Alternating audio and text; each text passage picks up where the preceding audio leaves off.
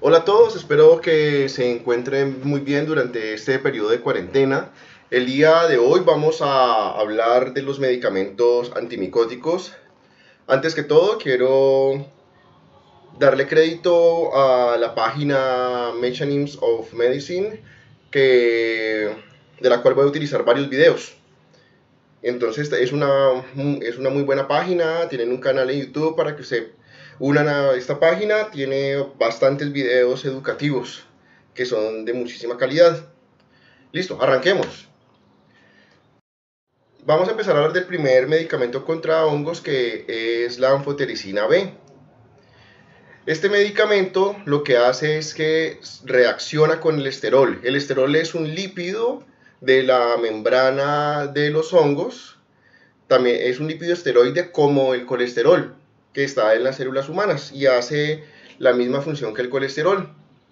Entonces, cuando esas moléculas de anfotericina B se unen, lo que hacen es que forman poros en la membrana micótica, por el cual empieza a salir agua y electrolitos y deshidratan a la célula fúngica, y así es como se va a morir el hongo. Acá tenemos a la anfotericina B. In the cell membrane, amphotericin Aquí B tenemos la exists formación del as poro. aggregates and binds closely to sterols such as ergosterol. This leads to the formation of pores in the membrane, Entonces, cuando se resulting in forma el loss poro, of entonces vamos a tener intracellular que hay potassium salida and de other líquidos molecules. y de electrolitos, Ultimately, fungal lo que no va viability is a producir que se dañe toda la función del hongo y vamos a producir la muerte de este. Vamos a tener los espectros de los antifúngicos van a ser muy similares, y yo creo que la anfotericina B es el antimicótico que tiene mayor espectro. Vamos a ver qué son los hongos que afectan principalmente al ser humano: cándida, los criptococos, los blastomices, los coccidioides, los paracoccidioides, aspergillus. Entonces, y vamos a ver que los otros medicamentos también están enfocados a estos mismos microorganismos. Entre los efectos comunes de la anfotericina B, pues vamos a tener la fiebre, los escalofríos, la hipotensión. En casos más raros puede haber anemia, puede haber alteraciones en los niveles de electrolitos también en los pacientes, bajos niveles de magnesio, de potasio, de cloro, y ya extremadamente raro se puede producir broncoespasmo y puede haber daño renal.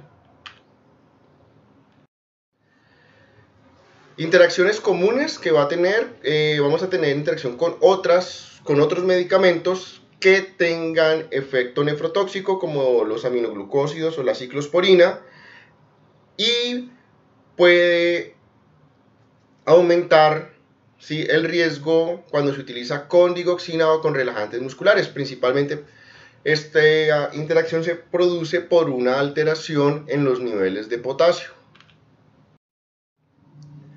Este fármaco, que se llama nystatina, es, entre comillas, la versión tópica de la anfotericina B. Son de la misma familia, simplemente que la anfotericina B lo vamos a utilizar por vía sistémica, la nystatina lo vamos a utilizar por vía tópica para microorganismos que estén afectando la piel o las mucosas.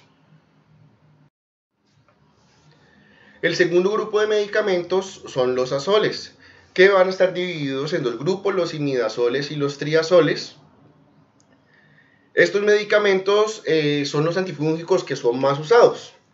De los imidazoles ya prácticamente no los utilizamos, casi ninguno de ellos. Utilizamos el clotrimazol y el ketoconazol principalmente, pero de los triazoles sí los utilizamos con muchísima frecuencia. ¿Por qué no utilizamos los imidazoles? Porque tienen mayor tendencia a producir daño hepático sin generar ninguna ventaja terapéutica. Entonces, por eso quedamos utilizando los triazoles. También los triazoles van a tener un mayor espectro de actividad. Entonces, lo que vamos a tener es que están involucrados en la síntesis de ergosterol. Acá vemos el azol bloqueando esta enzima, que es la 14-alfa-D-metilasa, impidiendo la síntesis de ergosterol.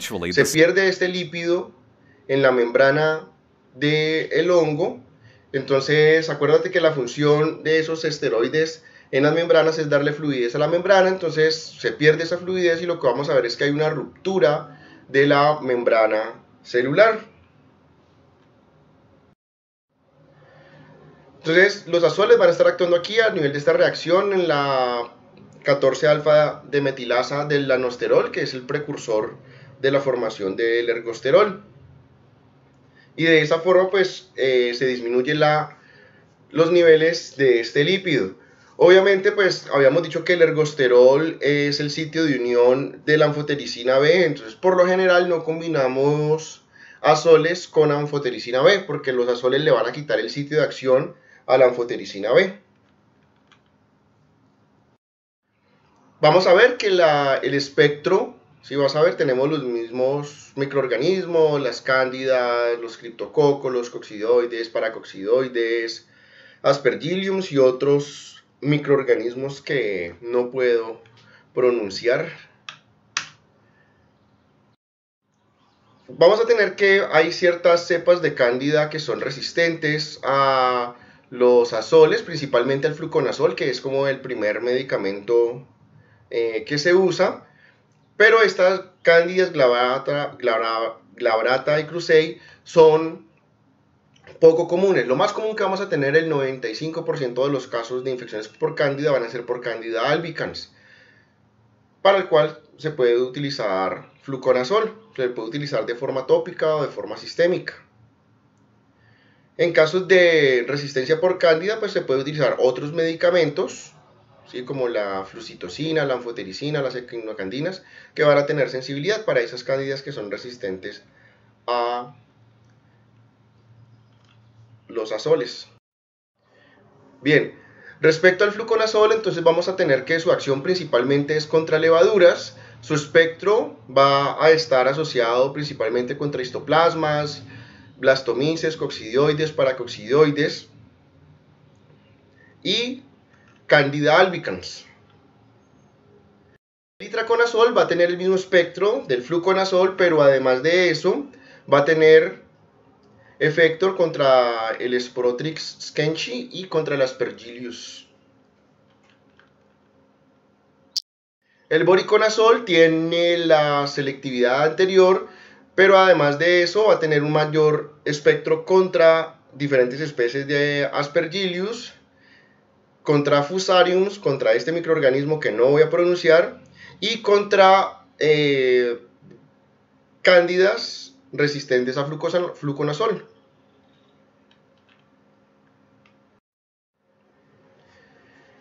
El posaconazol y el isavuconazol son fármacos de última línea. Tienen la ventaja que pueden actuar sobre el hongo en su estado de levadura o en el estado de IFA. Y van a tener espectro contra todos los microorganismos que están afectando al ser humano.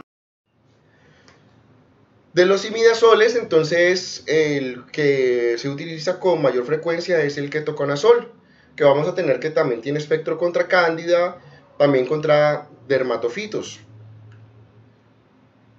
Entre los efectos adversos de estos medicamentos, pues vamos a tener alteraciones gastrointestinales como dolor abdominal, náuseas, diarrea, vómito. Tienen la característica de ser hepatotóxicos y vamos a ver un aumento en las enzimas hepáticas de 2 a 8% de los pacientes. Algunos pacientes pueden desarrollar hepatitis o falla hepática fulminante. Entre todos los medicamentos, el ketoconazol es el que tiene mayor grado de hepatotoxicidad.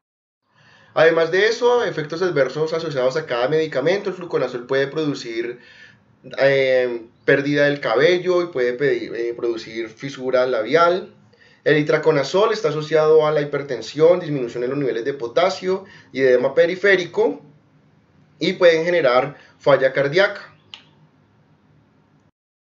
El voriconazol va a producir alteraciones en el sistema nervioso, en el sistema óptico, puede haber cambios de color, puede haber fosfenos. Vamos a tener que a nivel neurológico puede producir agitación, confusiones, alucinaciones, movimientos espontáneos, alucinaciones auditivas y puede producir neuropatías periféricas. También puede haber daños en la piel. Se ha asociado con el desarrollo de carcinoma escamocelular y melanomas. Va a producir periostitis, alteraciones en el ritmo cardíaco, pérdida del cabello y cambio en las uñas. El ketoconazol, entonces, entre todos es el que más alteraciones gastrointestinales va a producir. Habíamos dicho que era el que mayor daño hepático también producía. Y insuficiencia adrenal, porque va a alterar la producción de una hormona que se llama cortisol en el organismo. Y el ketoconazol, por esa función, se puede utilizar en síndrome de Cushing, que es una enfermedad en la que hay exceso de cortisol en el organismo y es parte del tratamiento. El tercer grupo que vamos a revisar son las equinocandinas. Entre todos estos medicamentos principalmente utilizamos a la caspofungina. Las equinocandinas van a actuar impidiendo la síntesis de la pared del hongo.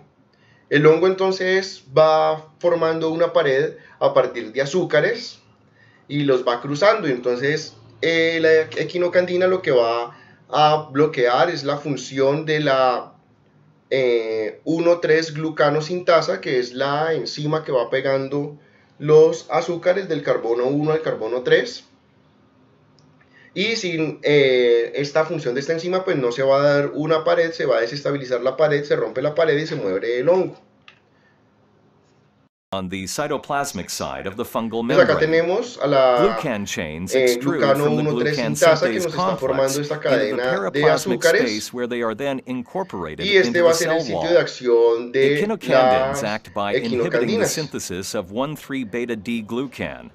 Echinocandins Y may cuando el also fármaco block actúa, beta-1,6-glucan entonces lo que va a synthesis. alterar This is es achieved by la binding to the producción beta-1,3 synthase de complex, an enzyme that de is ese not present in polímero human verde cells. de This azúcares que eventually estaba leads formando to la pared, reduced se fungal cell desestabiliza la wall pared, integrity, se abnormal rompe cell y se morphology, muere and finally, cell rupture la and célula death. micótica. Entonces vamos a tener que aquí ya el espectro va a ser menor, va a ser que tenemos espectro contra cándidas y cándidas resistentes a fluconazol, aspergillus, pneumocystis girovenchi.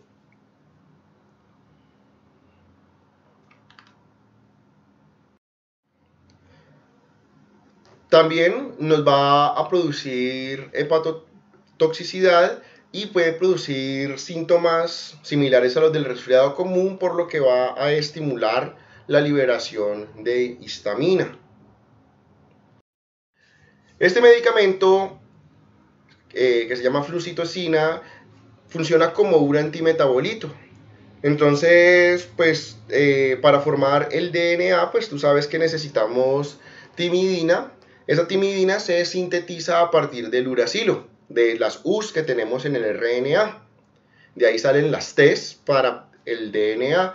Entonces, este medicamento lo que hace es que funciona como un antimetabolito, se mete en la cadena de reacción, disminuyendo la formación de esas timidinas, y entonces vamos a tener una inhibición en la síntesis del DNA y vamos a detener el ciclo de vida del hongo. Su espectro es bastante reducido contra los criptococos, las cándidas, contra cromablastomicosis. Se debe suministrar con anfotericina B, ya que las células micóticas pueden hacer resistencia durante su uso. Vamos a tener varios efectos adversos, algunos de ellos severos, como la depresión de médula ósea. Entre ellos también encontramos alteraciones en piel, alteraciones gastrointestinales, daño hepático. Este fármaco, griseofulvina, es de los fármacos que vamos a utilizar de forma tópica, que vamos a utilizar para infecciones sobre la piel. Entonces, lo que hace el medicamento es que impide la polimerización de microtúbulos. Como tú sabes, se necesita que haya esa polimerización de microtúbulos en el momento que se está haciendo la división celular, para llevar los cromosomas a cada uno de los polos de la célula y poder crear dos células nuevas. Entonces la grisofulvina lo que impide es la polimerización de esos microtúbulos. No se pueden llevar los cromosomas hacia los polos de la célula y se altera el ciclo de vida del hongo. Es un fármaco que tiene la característica que se puede acumular en las células precursoras que producen queratina, y entonces por eso nos va a servir para infecciones en piel. Y pues vamos a ver sus acciones. En piel, cabello y uña. Nos sirve para tiñas, para onicomicosis. Se suministra por vía tópica en dosis bajas, ya que las dosis altas son teratógenas, o sea que van a producir alteraciones en los fetos y puede ser carcinogénico. La terbinafina también es un fármaco que vamos a utilizar de forma localizada, y lo que hace es que también está impidiendo la síntesis del ergosterol, que es un precursor, el ergosterol que habíamos nombrado como el que es, entre comillas, el colesterol de las células micóticas. Este medicamento entonces es altamente teratogénico, entonces tampoco lo vamos a suministrar durante el embarazo, y similar a casi todos los antifúngicos, pues nos va a producir daño hepático. También pues su uso es localizado, nos va a servir para tiñas, nos va a servir para onicomicosis.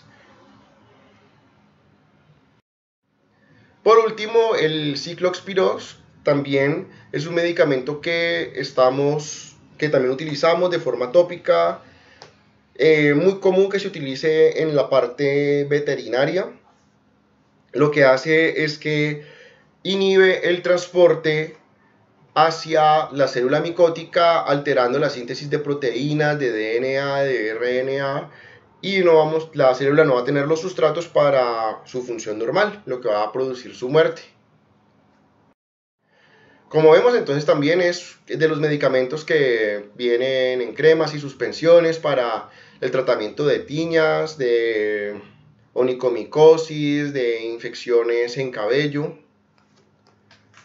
Bien, listos. Espero que hayas aprendido sobre antimicóticos, y si tienes alguna pregunta, no dudes en escribirme. Hasta la vista.